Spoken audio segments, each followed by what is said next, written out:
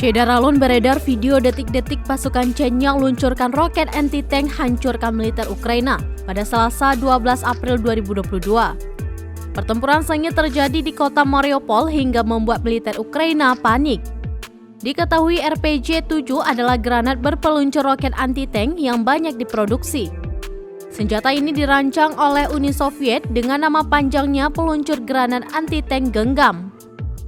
Tampak dalam video, sang eksekutor sempat memberikan aba-aba kepada anggota lainnya agar melancarkan tembakan terlebih dahulu ke arah militer Ukraina.